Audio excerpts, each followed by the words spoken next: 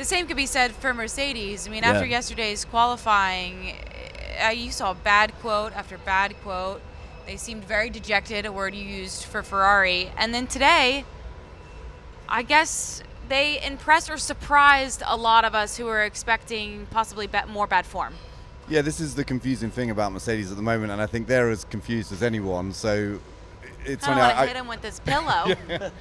Figure it out. Yeah, and I mean, Toto Wolff, I've been going to his media sessions throughout the season, and sometimes you have these real low ones where, like, it feels like the whole world is imploding on them. He goes low, man. Yeah, I worry about him. Charles Leclerc abyss. is slow. Yeah, it's this is the worst car ever. And okay, I won't say the word he used because he was off the record, but yeah, imagine the worst possible word you can have for a Formula One car. That's what he called it on Saturday.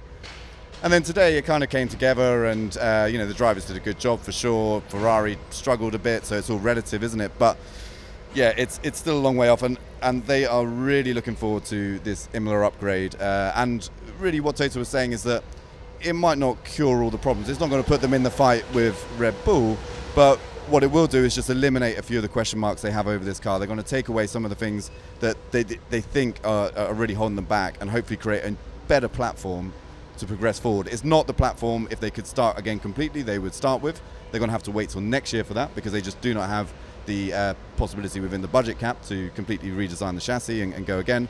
But this, they're hoping they'll learn some lessons from, and if it works well and it creates a platform and they get some learnings from it over the next few races, it could be enough to see them start to edge away from Aston Martin and Ferrari, of course depending on what those two teams bring as well. Let's go through best of the rest from who you saw perform today.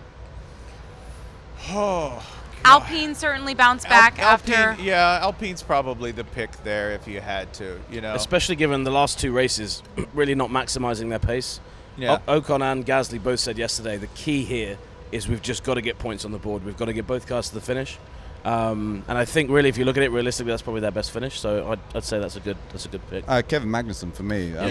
Fourth in quali, and then obviously picking up that point. And yeah, he was racing Leclerc lap after lap, and it almost felt like there was potentially a better result in there. But you got to be realistic about where Haas are, and obviously with Stroll not being among the top 10. I'm right in saying that. I know my mind's just gone blank. Obviously he was the guy that slipped in there and took the final point on offer when you've got the Red Bulls, the Ferraris, the Mercedes, and the Alpines, and the Aston Martins taking up points positions. With K-Mag, when that was going on, Lawrence and I, we're both big fans of Kevin.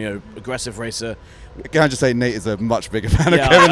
I do like Kevin. I do like Kevin, but Nate especially. I love K-Mag. I think he's great. Great personality because he's just very Scandinavian. But when he races, he's always raced the same way.